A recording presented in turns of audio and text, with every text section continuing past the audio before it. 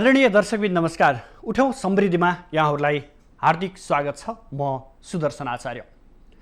दर्शकबिन आज हामी विशेष गरेर लुम्बिनी प्रदेश र यसको राजधानी देउखुरीका विषयमा छलफल गर्न उपस्थित भइसकेका छौँ।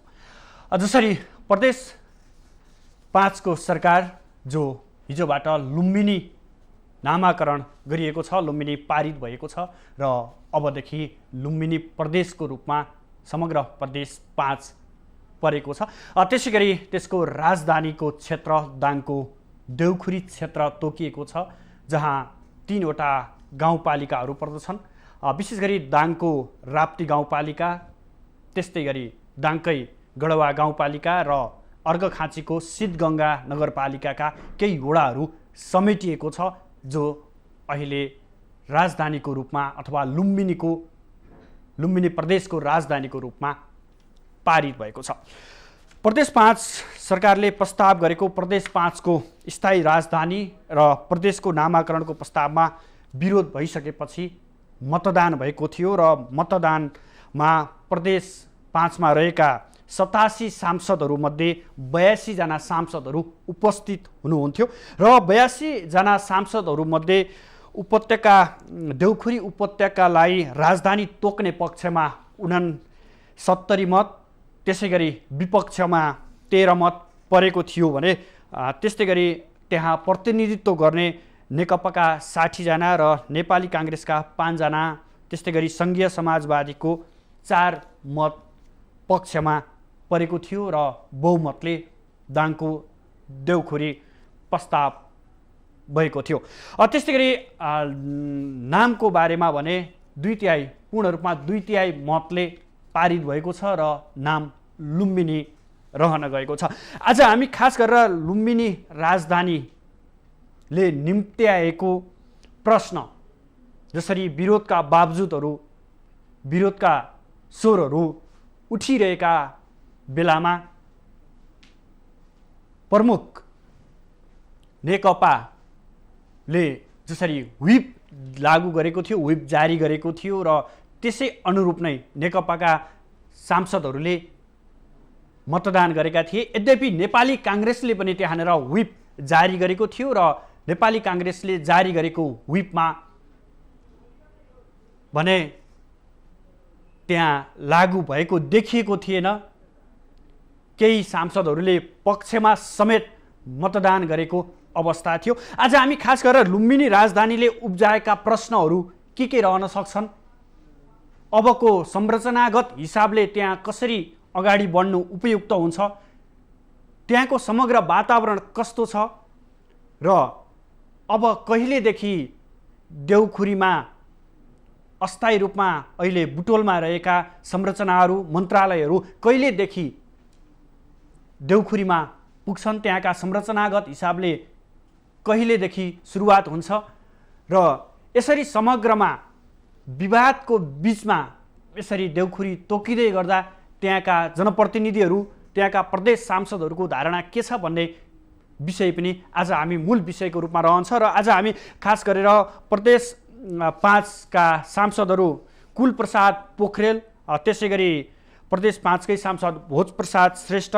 त्यस्तै गरी प्रमुख प्रतिपक्षी दल नेपाली काङ्ग्रेसका सचेतक निर्मला छेत्री र हाम्रा दाङ सहकर्मी विकास डाँगीलाई प्रत्यक्ष रूपमा जोडेर उहाँहरूको विचार के छ, अब भौतिक रूपमा के कस्ता काम अगाडि बढाइनु आवश्यक छ र कहिलेसम्म जुन देउखुरी क्षेत्र राजधानी बनेको छ त्यो राजधानी क्षेत्रमा कहिले अस्थायी मुकाम बुटोलमा रहेका मन्त्रालयहरू, काम कारबाहीहरू कहिलेदेखि सुरुवात गर्न सफल हुन्छ अथवा त्यहाँनिर सक्षम हुन सकिएला भन्ने विषयमा केन्द्रित रहेर आज हामी छलफल गर्नेछौँ।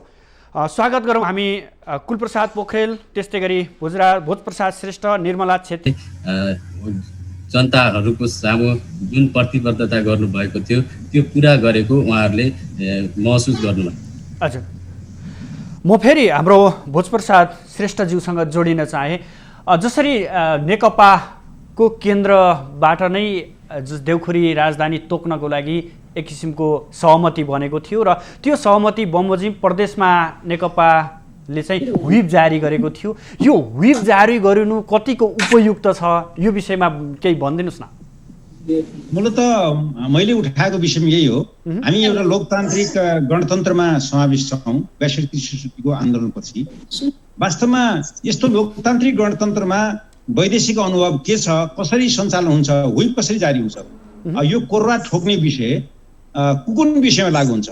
हामीलाई चाहिँ तालिम दिएको विषय के थियो भने राज्यको विखण्डनको बेला, देशद्रोहको बेला, शान्ति सुरक्षामा अवज्ञा गरेको बेला यस्तो सङ्गीन विषय र राष्ट्र र जनताको भावना जुन संविधानको विपरीत भएको कुरामा मात्रै व्हिप जारी हुन्छ। तर यहाँ विषयवस्तु के पर्यो भने एउटा स्वतन्त्रपूर्वक एउटा सांसदले आफ्नो प्रतित्वको हिसाबले अभिव्यक्त गर्ने ठाउँमा जुन खालको कोर्रा ठोकेर चाहिँ जुन खालको अनुसारको लगाम लगाउने जुन खालको चाहिँ काम भयो, यसप्रति जहाँसम्म लोकतन्त्रको उपहास भएको मैले ठान्दछु। जहाँसम्म हामीले विवेकपूर्ण तपाईँले यसो बताइरहँदा तपाईँ पनि त हजुर कुलप्रसादज्यू, भोजप्रसादज्यू, तपाईँले यसो बताइरहँदा तपाईँ पनि त्यही प्रक्रियामा सामेल हुनु भएको छ नि त।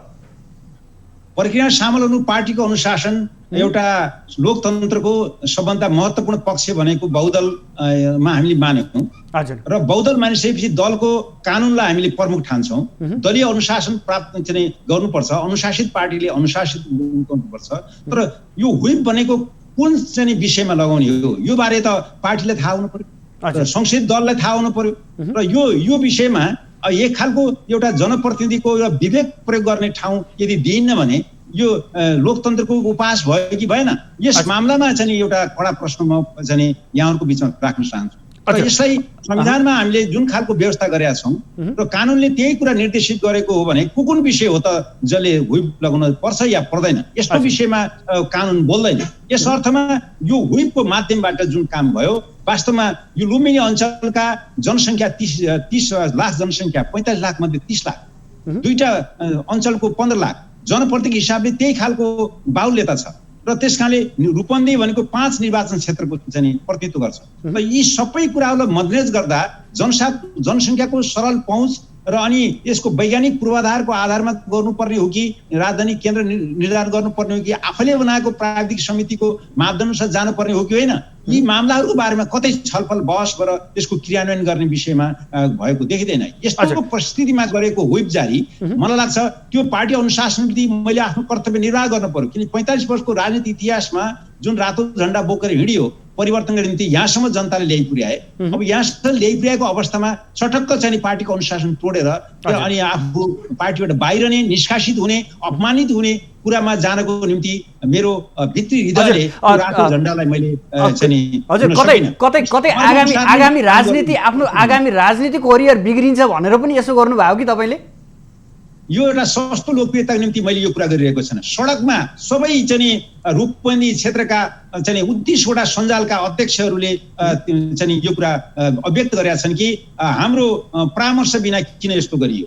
दोस्रो, पार्टीका कार्यकर्ताहरू सडकमा छन्, विपक्षी दलहरू सडकमा छन्। के सबै दलको राजधानी होइन?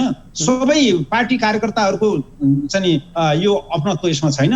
यसमा सांसदले प्रतिनिधित्व गरेपछि सुविवेकीय ढङ्गबाट मतदान गर्न पाउँछ कि पाउँदैन? र अनुशासनलाई चाहिँ को नाममा जुन खालको व्हिप जारी गर्ने कारणबाट बलजफ्ती गरियो, यो कुरा चाहिँ लोकतन्त्रको उपहास हो भन्ने मलाई लाग्छ। जहाँसम्म भोलिका दिनमा पनि यस्ता कुराहरू अन्यत्र पनि पर्लान्। यो इतिहासमा चाहिँ लोकतन्त्रको लागि गिजाउने काम गरियो भने वास्तवमा यो लोकतन्त्र कमजोर हुने बाहेक के हुन सक्छ? म तपाईसँग फेरि जोडिन्छु। हामीसँग नेपाली काङ्ग्रेसको सचेतक निर्मला छेत्री अहिले जोडिनु भएको छ। निर्मलाजी, हजुर, काङ्ग्रेसले जारी गरेको व्हिप त आफ्नै सांसदहरूले मानेनन् नि, टेरेनन् नि। व्हिप चाहिँ जारी भएको थियो, सांसदहरूले 5 जना सांसदहरूले मान्नु भएको थिएन। हजुर हो। अब उहाँहरूलाई के हुन्छ, कस्तो कारबाही गर्छ पार्टीले? अब त्यो त काङ्ग्रेस संसद दलको बैठक बस्ला 5 नम्बर प्रदेशको, त्यसपछि त्यो बैठकले अब के भन्छ, कस्तो खालको अब कारबाही हुन्छ कि कस्तो खालको निर्णय हुन्छ, त्यो निर्णय पछि नै थाहा होला। हजुर, नेपाली काङ्ग्रेसलाई दाङको देउखुरीमा विरोध आपत्ति किन? नेपाली काङ्ग्रेसलाई दाङको देउखुरीमा अहिले जुन संरचनाहरू बनिरहेको छ, 2.5 वर्षको पिरियडमा धेरै संरचनाहरू बनिरहेको छ।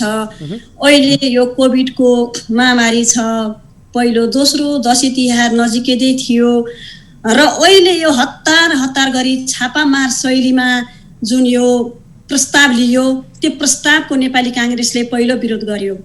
दोस्रो कुरो, जुन 15 जनाको यो थाई राजधानी नामाकरण सुझाव सङ्कलन समिति छ, त्यो 15 जनाले 12वटै जिल्ला पुगेर प्रतिवेदन तयारी गरेको छ। अनि एउटा सुरक्षा, भूगोल अनि वातावरण विज्ञहरूको एउटा टिम छ, उसले पनि आफ्नो प्रतिवेदन तयार गरेर बुझाएको छ। त्यो नभएर अझ एकपटक हरियाणाको राजधानी हेर्न जाने भनेर त्यहाँ पनि पुगेको छ। यी सबै प्रतिवेदनहरू हामीले सरकारलाई बुझाइसकेको अवस्थामा त्यो प्रतिवेदन एकपटक पनि हाउसमा नलिई अनि त्यसभित्र के छ भन्ने जान्ने अधिकारबाट त्यहाँभित्र रहेका 15 जना सांसद बाहेक अरू 87 जना सांसद हुनुहुन्छ, सबै सांसदलाई त्यो अधिकारबाट वञ्चित गरेर 81 छापामार शैलीमा लियो। जुन प्रस्ताव आयो, प्रस्ताव आउनुपर्छ भने नेपाली काङ्ग्रेसले पनि पटक हाउसमा बोलेको थियो र त्यो प्रस्ताव लिँदा हामीले त्यो खुसी भयौँ र हामीले समर्थन गरेर हामीले मैले निर्मलाजी मैले यहीँनेर तपाईँलाई जोड्न चाहेँ के दाङ, बाँके, बर्दिया, प्युठानका जनता नेपाली काङ्ग्रेसका जनता छैनन् त्यता? मैले भने कि छैन, दाङ, बाँके र बर्दियाका जनता नेपाली काङ्ग्रेस छैनन्। म त्यसैमा जोड्दैछु, जुन सरकारले प्रक्रियाको विरोधमा पार्टीको एउटा निर्णय गर्यो, मन्त्रीमण्डलको बैठकद्वारा त्यो प्रस्ताव लियो, त्यो प्रस्तावको विरुद्ध थियो। जुन हामीलाई लागेको छ अहिले अरबौं भ्रष्टाचारको लागि यो संरचनाहरू लथालुङ्ग भत्ताभुङ्ग पारेर यो दाङमा सारिँदैछ र यसको लागि प्रतिपक्षी दलले अहिले कमजोर संरचनाहरू छ, अहिले भर्खर संहितामा राष्ट्र गएको छ, प्रदेश धान्न गाह्रो छ। यो अवस्थामा PCR मेसिन किन्न सरकारसँग बजेट छैन भनेको अवस्थामा भेन्टिलेटर राख्न, जनताको प्राण जोगाउनको लागि भेन्टिलेटर राख्ने एउटा हामीसँग बजेट छैन भनेको अवस्थामा अहिले 100 अरबौं खर्च गरेर एउटा खोला र जङ्गलको छेउमा राजधानी सार्नुको औचित्य के हो भनेर काङ्ग्रेसले प्रश्न गरेको छ, काङ्ग्रेसले विरोध गरेको छ। अहिले यति धेरै हतार थिएन, कसैको पनि चित्त बुझेको छैन। संसदभित्र जाँदा पनि म पनि परामर्श समितिमा छु, हाम्रो कार्य व्यवस्थाको बैठक हुन्छ, कार्य व्यवस्थाको बैठक छ, कार्य व्यवस्थाको बैठक 81 बोलाइन्छ, बिहान 10 बजे 11 बजे बैठक भनेर बोलाइन्छ, 12 बजे सुरु गरिन्छ। 15 मिनटको पिरियडमा सभामुखज्यूले भन्नुहुन्छ अब र राजधानीको प्रस्ताव आउन सक्छ है, हामी तयार हुनुपर्छ मात्रै भन्नुभएको छ। आज आउँछ भन्ने पनि थाहा छैन। एकाएक हामीलाई एक दिन अगाडि हाम्रो मोबाइलमा हाउस सुरु हुनुको दिनको सूचना जान्थ्यो, तर त्यति बेला हाम्रो हातमा त्यस दिनको कार्यविधि नै छैन। के छ भने थाहा छैन। हामी चाहिँ अहिले 1.5 वर्षको पिरियडमा पहिलो पटक होला खाली हात हाउसभित्र गएको अनि 81 लेन्च झुक्काएर लिएको प्रस्ताव थियो र यसभित्र जुन एकदमै ठुलो खेल छ, यो चाहिँ नेपाली काङ्ग्रेस प्रतिपक्षी दललाई कहिले पनि मान्य हुने छैन, कहिले पनि सहाय हुने छैन। यसैले काङ्ग्रेसको विरुद्धमा भोट राखेको छ, काङ्ग्रेस यसैले विरोध गरेको छ। निर्मलाजी म फेरि पुनः तपाईसँग जोडिन्छु। यतिखेर हाम्रा सहकर्मी विकाससँग जोडिन चाहन्छु। विकासजी, हिजो जसरी दीपावली गरेका थिए त्यहाँ जनताले, त्यहाँ त नेपाली काङ्ग्रेस पनि थियो, नेकपा पनि थियो, अन्य मधेसवादी दलहरू पनि थिए, समग्रमा थिए, त्यसरी खुसियाली मनाइरहेको अवस्था थियो। तपाईँले त्यहाँका प्रतिपक्षी दल लगायत अन्य दलहरूका नेताहरूसँग सहकार्य अथवा त्यहाँ बुझ्ने प्रयास गर्नुभएको, उहाँहरूको असन्तुष्टि छ या छैन दाङ क्षेत्रको?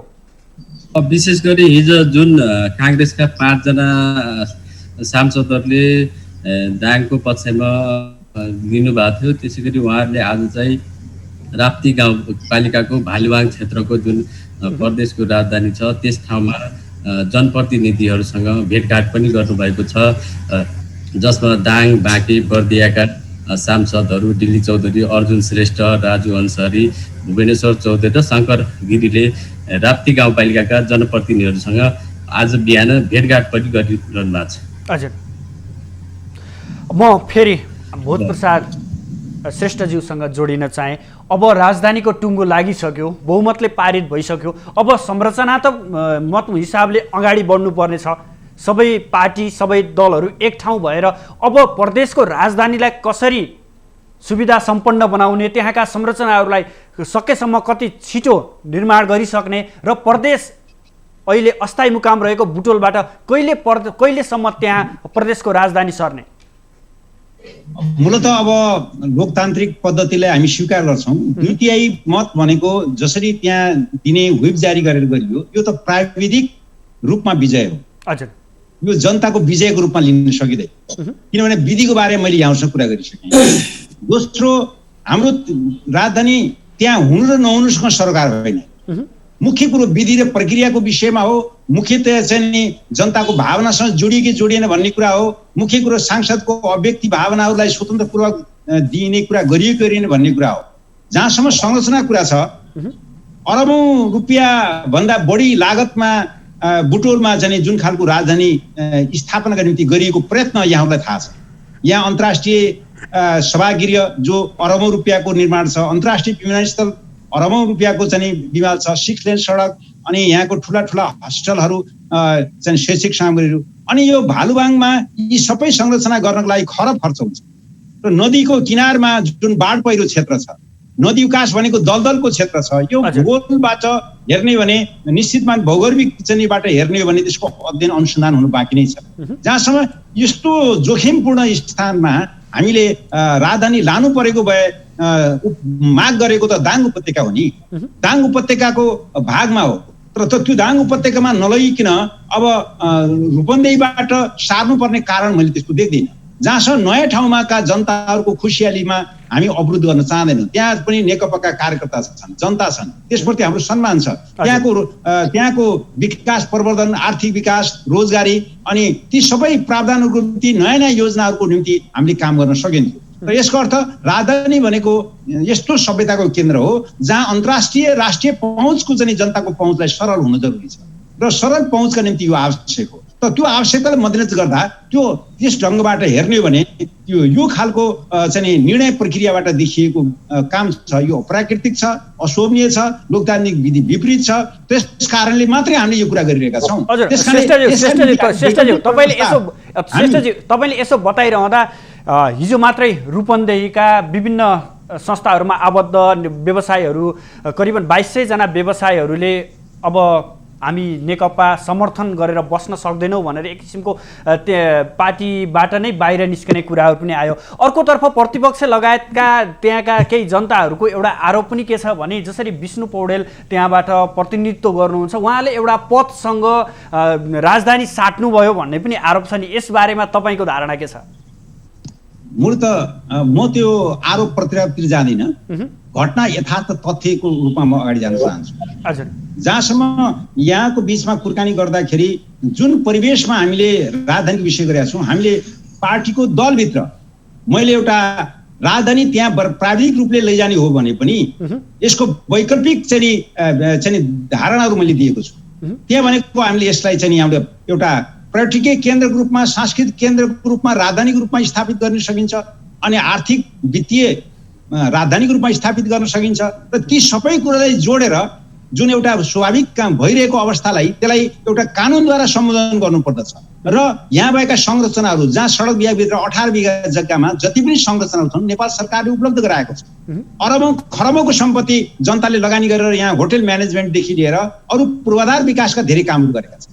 यी सबै कामहरू गर्नको निम्ति मलाई लाग्छ 20औं वर्षमा पनि मलाई लाग्छ भालुवाङमा ती कामहरू सम्भव हुनेवाला छैन। र सरकार त परिवर्तन भइरहन्छ अनि हामी त परिवर्तन भइरहन्छ, तर यहाँ चाहिँ त्यो परिवर्तनको सिलसिलामा यो एउटा जनताको अपनत्व नबोकेको राजधानी सधैँभर एक ठाउँमा एउटा दीर्घकालिक रूपले त्यो रहिरहन्छ भन्न नसकिने परिवेश खडा गर्नु भनेको यो दुर्भाग्यपूर्ण छ। त्यसकारण मलाई लाग्छ यसलाई अब विष्णु पौडेल जो यहाँ मान्य हुनुहुन्छ, पार्टीको महासचिव हुनुहुन्छ, दुईटा अध्यक्षले त्यो कुरालाई स्वीकृत गरिसकेपछि महासचिवको हैसियतले उहाँले त्यसलाई खण्डित गर्नुपर्ने सक्ने अवस्था देखिएन। उहाँमा त्यस स्वाभाविक रूपमा त्यो मौनता आउनु एउटा पार्टी पद्धतिले त्यो लिन सकिन्छ। तथापि एउटा जनप्रतिनिधिको हैसियतले आफ्नो भूमिकालाई पुनर्विचार गर्न उहाँले अनुरोध गर्नु, यहाँका पार्टीका भावनाहरूलाई पुनर्विचार गर्न अनुरोध गरियो र हामीले असहमति लेख्यौँ 14 जना। यहाँ नोट अफ डिसेन्ट लेख्यौँ, हरेक परिका ती सबै कुरालाई बुटबाट चाहिँ दबाएर त्यसलाई सङ्कुचित गर्ने र हुइल जारी गर्ने कुरा नै प्रति आपत्ति भइसकेपछि हामीलाई भालुवाङका जनतासँग जुधाउने लडाउने कुरातिर चाहिँ सरकारले त्यो गर्नु उपयुक्त छैन र हामी त्यहाँका जनताप्रति हामी सँगै काम गर्न चाहन्छौँ, हामी त्यहाँ गएर चाहिँ बस्न चाहन्छौँ। अब यहाँका सङ्घ संस्थाहरूले जसरी योगदान दिएर आफू टहरामा बसेर भवनहरू उपलब्ध गराएका छन् उनको बारेमा के हुन्छ र सिधै अहिले जाने त होइन, गुन्टा बोकेर अहिले जाने भए पनि ल ठिकै छ, हामी भोलिदेखि आफ्नो घरमा सरौँला, दुःख सुख गरौँला। अब सरकारले हामी प्रतिको हेर्ने दृष्टिकोण फरक गर्यो, सौतेली व्यवहार गर्यो, तथापि भन्ने कुरा छँदै थियो। यहाँका पार्टी सदस्यहरूले चाहिँ त्यो खालको भावना पहिलेदेखि अभिव्यक्त गरेको, मैले पार्टीमा त्यो पहिलेदेखि राखेको विषय, तर उहाँहरूले त्यसलाई मजाकमा राख्नु। पार्टी कार्यकर्ता सधैँ दास भएर बस्न सक्दैन, परिस्थितिले त्यसलाई परिवर्तन गर्छ, नयाँ कुराको माग गर्छ। किनभने नेकपा भनेको एउटा इमान्दार कम्युनिस्ट चाहिँ एउटा पार्टी हो जसले चाहिँ पार्टी कार्यकर्ताहरूको चाहिँ जो असीम माया र ममता यसमा देखिन्छ र एउटा विधिवत रूपले हेर्ने भने सबै पार्टीभन्दा अनुशासित पार्टीको रूपमा यहाँहरू देखिन्छ, संस्थागत देखिन्छ। श्रेष्ठज्यू, तपाईँले भन्नुभयो कि त्यहाँ संरचनागत हिसाबले केही ढिला हुन सक्छ, त्यहाँको भौगोलिकता बताउँदै गर्दा त्यहाँ पूर्व पश्चिम राजमार्गले पनि छोएको छ, समथर भूभाग पनि छ, एक किसिमले अर्घाखाँचीको केही गाउँपालिका, सिद्धगङ्गा नगरपालिकाको केही भाग पनि छोएको छ, राप्ती गाउँपालिका छोएको छ, गडबा गाउँपालिका पनि छोएको छ। भौगोलिक हिसाबले त त्यहाँ उपयुक्त छ भनिएको छ नि, त्यो चाहिँ एउटा भाषणको निम्ति गर्न ठिकै हो, तर व्यवहारमा के छ भनेर हेर्नुहोस्। अहिले त्यहाँ वास्तवमा एउटा चाहिँ 10+2 का विद्यार्थी पढ्ने छात्रावास बनाउनको निम्ति कति समय लाग्छ? एउटा 50 बेडको होस्टेल लाग्नलाई करोडौँ रुपियाँ खर्च गर्न नसकेको अवस्था देखिन्छ। अहिले प्रत्येक पालिकामा 5 बेडको होस्टेल खोल्नको निम्ति कुनै चाहिँ प्रावधानहरू लागू गर्न सकेको छैन भने अब स्वास्थ्यको क्षेत्रको त्यो हालत, अनि शिक्षाको क्षेत्रको त्यो हालत अनि अरू संरचना जो आवश्यक हुन्छ सरकार सुरक्षाको सामग्री हिसाबले भारतबाट कोइलावासबाट जम्मा 36 किलोमिटर पर्दछ र एउटा एक खालको साँगुर घेरमा आन्तरिक चाहिँ कलह युद्ध भयो भने के हुन्छ हालत? हिजो जस्तो जनयुद्ध चाहिँ हामीले बिर्सन सक्दैनौँ। जनयुद्धको हिसाबले हेर्ने भने जुन ढङ्गको आधारभूमिको रूपमा हामीले त्यसलाई सम्मान गर्छौँ, तथापि भोलिको चाहिँ आन्तरिक रूपमा सदैव राज्य त्यो ढङ्गबाट जान सक्दैन, भोलि अनिष्ट पनि आउन सक्छ। त्यस्तो परिस्थितिमा सामूहिक सुरक्षाको हिसाबले हेर्नुहोस्, अनि त्यसको सांस्कृतिक पक्ष हेर्नुहोस्, त्यसको चाहिँ धरातली पक्ष हेर्नुहोस्, त्यसको जनताको चाहिँ आधारभूत रूपमा चाहिँ गर्नुपर्ने सेवा सुविधाको कुरा हेर्नुहोस्। यी सबै कुरामा हेर्दाखेरि नयाँ बन्जर ठाउँमा विकास गर्ने कुरा त हामी मान्छौँ, त्यो समानताको विकासको कुरामा राम्रै कुरा हो, तर विकासको नाममा खरबौँ खर्च गरेर गरिबी निवारणतिर उन्मुख हुने बेलामा भइरहेको संरचनाहरू प्रयोग नगर्ने र मान्छेको हिसाबले अहिले यातायातको सुगमता कुरा छ। अब यो चाहिँ लुम्बिनी रूपन्देही जहाँसम्म तपाईँ 1 घन्टामा एउटा इलेक्ट्रिक रेलवेको सेवा सञ्चालन गर्ने सरकारको योजना छ, 1 घन्टामा चाहिँ हामी मेची महाकालीसँग जाने योजना छ भने हामी त त्यो आधा घन्टा पनि यहाँ लाग्छ। र रुकुमदेखि आउनको निम्ति केही सहज बनाउने कुराहरू त्यो निश्चित रूपमा त्यहाँको जनतालाई सेवा सुविधा पुर्याउनु पर्छ। त्यो केही 2-3 घन्टा 18 घन्टा लाग्नेमा 3 घन्टा घट्ला र पुरी पाल्पाको चाहिँ करिब 8 घन्टा यहाँ यात्रा गरेर आउनुपर्छ, त्यहाँ चाहिँ त्यहाँ पुग्न अहिले अब 12 घन्टा लाग्ने। यसरी जनसङ्ख्याको चाप र त्यसको नापको आधारमा जुन सेवा प्रवाहलाई सहजता गर्नुपर्छ, प्रशासनिक क्षेत्रले विकासमा सजिलो सहज बनाउनु पर्दछ, आर्थिक रूपले सबलीकरण हुनुपर्छ, सांस्कृतिक रूपले सबलीकरण हुनुपर्छ, त्यो के छ भन्दाखेरि त्यो त्यहाँ अभाव देखिन्छ। अभाव भएको कारणले फेरि तपाईँसँग जोडिन्छु, अन्तिममा तपाईँसँग फेरि जोडिन्छु। म हाम्रो निर्मला छेत्रीज्यूसँग जोडिन चाहे के साँच्चीकै बुटोल अपायक क्षेत्र पर्यो र दाङ देउखुरी क्षेत्र पायक परेको क्षेत्र हो? त्यो पक्कै पनि बुटोल अपायक र दाङ पायक भन्ने होइन, यति धेरै कुराहरू मानिसले राखिसक्नु भएको छ, त्यो कुराहरूलाई म दोहोऱ्याउन चाहँदैन। र जनसङ्ख्याको आधारमा पनि हेर्नु पर्थ्यो। बुटोल भनेको त अहिले तपाईँको 12वटै जिल्लाका जनताहरू बसोबास गर्ने ठाउँ हो। अहिले तपाईँ एयरपोर्ट हेर्नुभयो भने अन्तर्राष्ट्रिय एयरपोर्ट बन्दैछ, त्यो एयरपोर्टबाट पनि यहाँ 15 मिनटभित्रमा बुटोलमा आउन सकिन्छ। आज तपाईँको अन्तर्राष्ट्रिय एयरपोर्टबाट दाङ जान कति लाग्छ? एउटा मान्छे प्लेन चढ्नलाई प्लेन चढेर जानुभन्दा काठमाडौँ जान सजिलो मान्ने अवस्था भइसक्यो। अर्को यो लुम्बिनी भनेको एउटा पर्यटकीय स्थल हो, विश्वले लुम्बिनी भनेर चिन्ने गौतम बुद्ध जन्मेको ठाउँ हो, त्यो ठाउँसँग जोडिएको यो बुटोल छ। र हरेक किसिमले यो तपाईँ एउटा राष्ट्रिय नक्सा हेर्नुभयो भने पनि बिचो भागमा मध्य भागमा पर्छ यो बुटोल र नाकाहरू पनि जोडिएको यो बुटोल हो। त्यसले गर्दाखेरि यो अत्यन्तै यो सुविधा सम्पन्न ठाउँ पनि हो र अहिले हामी बस्नको लागि यहाँको हरेक किसिमले यहाँ सुरक्षाको शान्ति सुरक्षा यहाँको हावापानी हरेक किसिमले बुटोल चाहिँ एकदमै ठिक छ। तर अहिले लगेर त्यो संरचनाहरू भएका लथालुङ्ग भत्ताभुङ्ग पारेर अहिले तत्काल लगेर जनताहरूलाई अर्थात् प्रदेश सभा पाल टाँगेर बस्छ त जनताहरूको हामीलाई चाहिँ सबैभन्दा चिन्ता सबैभन्दा ठुलो चिन्ता त अब यो बहानामा यो सरकारले अरबौं सयौं अरबको भ्रष्टाचार गर्छ र संघीयता थ्याङ्न सक्दैन भन्ने हो। हिजो तत्कालीन प्रधानमन्त्री अहिलेको नेपाली काङ्ग्रेसको पार्टी सभापतिले जति पनि प्रदेशहरूमा तोक्नु भयो अस्थायी राजधानी 5वटा प्रदेशमा पहिला जहाँ अस्थायी मुकाम बनेको थियो हरेक किसिमले त्यही अस्थायी प्रदेशमा नै अहिले थाई मुकाम कायम भएको छ। तर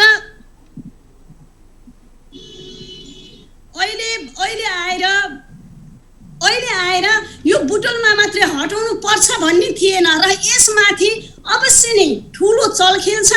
जनताहरू सडकमा उत्रेका छन्।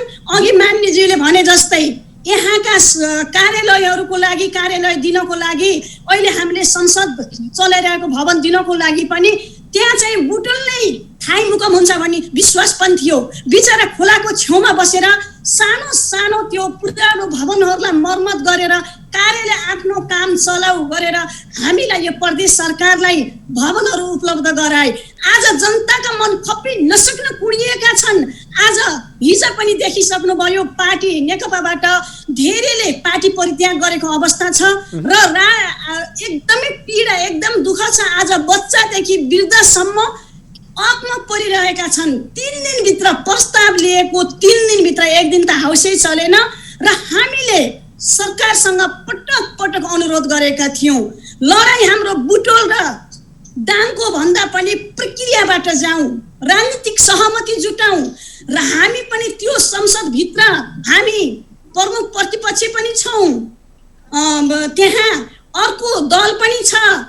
संविधान बन्दाखेरि 23 दललाई एकै ठाउँ लिएर 95% को सहमति भएको थियो। तर यो सरकारले दुईवटा साना दल एउटा प्रमुख दल र अर्को एउटा फ्रम अनि एकजनाको अन्य दल छ एउटा भनिसकेपछि यति सानो दलबाट पनि सहमति जुटाउन सकेन। किन डरायो सरकार? हामी 19 जना छौं नेपाली कांग्रेसका 6 जना। छेत्रीज्यू संघीयता भनेकै नै जनतालाई पाएक पर्ने ठाउँमा बनाउने राजधानी बनाउने जनतालाई हुने सेवा सुविधाहरू सहज रूपमा प्रदान गर्ने भनेर नै संघीयताको परिकल्पना गरिएको। जबरजस्ती तपाईहरुले रूपन्देहीमै बुटोलमै हुनुपर्छ भन्ने उताका जनताले चाहिँ हैन दाङ छ दाङको राजधानी ठीक छ भनेर स्वागत गरिरहँदा यसले कता कता संघीयताको मर्म नै ओझेलमा पर्दैन र भने तपाईले भनेको एकदम सही हो। हामीले त्यस्तो प्लान चाहिँ गरेकै छैनौं। हाम्रो मात्र सरकारसँग अनुरोध के हो भने जहिले पनि सहकार्य सहमति र संवादको नारा लगाएर नथाक्ने मुख्यमन्त्रीज्यू सदनमा जहिले पनि यो लुम्बिनी गौतम बुद्ध जन्मेको यो लुम्बिनी हो शान्ति मार्फत हामीले चाहिँ मौन शालीन बसेर पनि काम गर्न सक्छौं भनेर सधैँ हामीलाई आश्वासन दिने मुख्यमन्त्रीज्यू। तर आज कुन अवस्था थियो? एक पटक 2.5 वर्षको पिरियडमा कुनै दलसँग एक दिन छलफल गर्नु भएन। हामीले अस्ति प्रस्ताव पास गर्नको दिन पनि बिहान मुख्यमन्त्रीसँग हाम्रो सर्वदलीय बैठक थियो। बैठकमा राजनीतिक सहमति जुट्न सकेन। हामीले भनेका थियौं 2 दिन मात्रै साथ दिनुहोस् फेरि बसेर छलफल गरौँ कम्तीमा त्यति त हाम्रो सम्मान गर्नुहोस् भनेका थियौं। तर कुरा सुनिएन।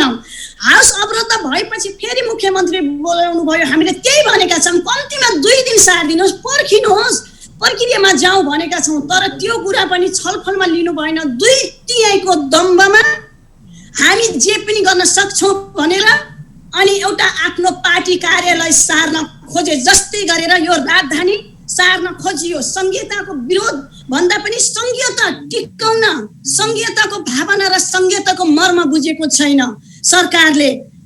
एउटा राजनीतिक सहमति भएको छैन अनि संसदीय मर्यादामा रहेर काम गरेको छैन र प्रक्रियागत जाउँ भन्दा पनि सरकारले मानेको छैन। तपाईहरू देखिसक्नु भएको छ, हामी यता प्रस्तावमा को विरोध गरिरहेका छौँ, उता चाहिँ सदन चलिरहेको छ, जबरजस्ती पास गरिएको छ। यो बीचमा टेबल कुर्सी फोड्ने पनि त तपाईहरुकै सांसदहरु हुनुहुन्थ्यो नि, तपाईहरुकै पार्टी थियो नि त्यहाँ। अलिकति कुरा राखेर म जानुपर्छ जस्तो लाग्यो, है समय मेरो छैन, कसो गरौँ? हजुर श्रेष्ठजी, म तपाईसँग 2 मिनेटमा जोडिन्छु। निर्मला जीसँग जोडिँदै थिए, तपाईकै दलका सांसदहरूले नै तोडफोड गर्न उत्रिनु भएको थियो नि त्यहाँनिर त। एकदम सही भन्नुभयो। हामी शान्तिपूर्ण हाम्रा मागहरू राखिरहेका थियौँ, हामी नारा लगाइरहेका थियौँ, हामी के अरे यो राजनीतिक सहमति जुटौँ, संसदीय मर्यादा कायम राखौँ भन्ने जस्ता यो अवैधानिक किसिमले लिएको प्रतिवेदन फिर्ता गर्नु भन्ने जस्ता नारा लगाउँदै थियौँ। तर एकाएक तपाईँ एकपटक रेकर्ड पल्टाएर सुन्न सक्नुहुन्छ, त्यहाँ हाम्रा यो प्रदेशका प्रस्तावक गरिमामय पदमा रहनु भएको आन्तरिक मामिला कानुन मन्त्री कुलप्रसाद केसीज्यूले लत्तारेर बाहिर फाल, निकालेर बाहिर फाल, भोक्राएर बाहिर फाल भने जस्ता शब्दहरू बाहिर निकालिहाल भनेर मर्यादा पालकलाई आदेश दिनुभएको थियो। त्यसपछि त माहौल तात्ने नै भयो।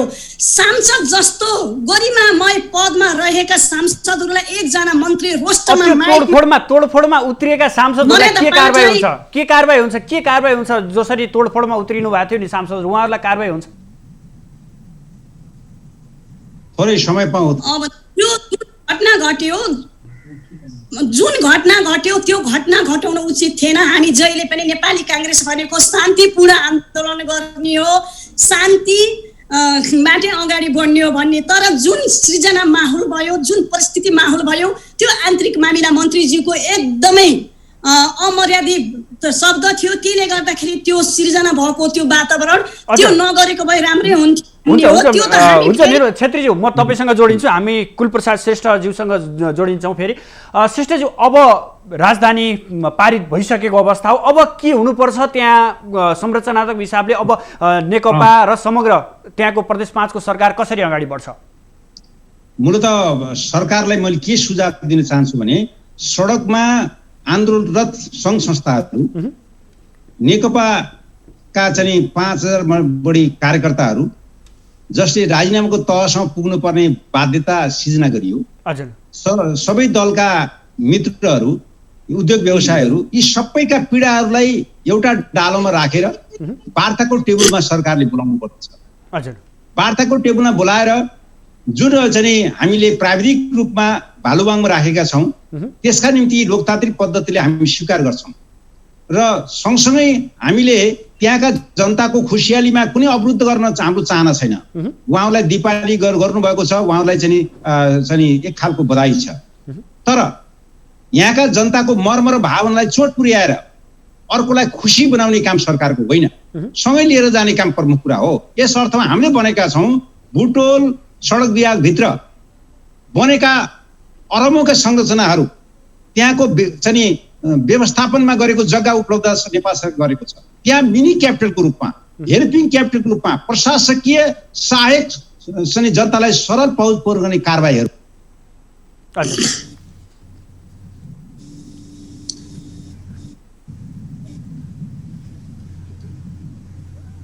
हजुर हजुर श्रेष्ठजी, छोटोमा तपाईँको भनाइ राखिदिनुहोस्।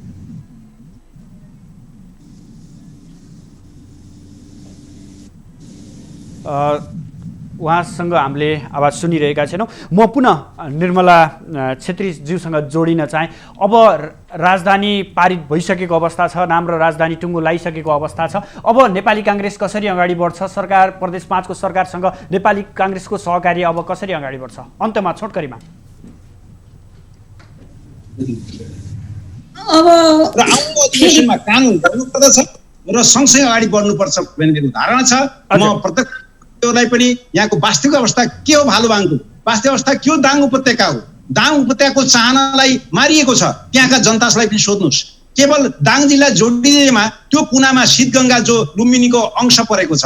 हुन्छ श्रेष्ठज्यू, म अन्तमा हामी कार्यक्रमको अन्तमा छौँ। निर्मला छेत्रीज्यूसँग जोडिन चाहे, अन्तमा भनिदिनुहोस्, अब नेपाली काङ्ग्रेस कसरी अगाडि बढ्छ? अब स्थायी राजधानी र नामाकरण भइसकेको अवस्था हो, अब कसरी अगाडि बढ्ने? अब जुन बुटोलमा राजधानी हुन्छ भने बुटोलवासी जनता लगायत यहाँ 12वटा जिल्लाका जनताहरू बस्छन्, सबै जनतालाई आश्वासन दिएको थियो।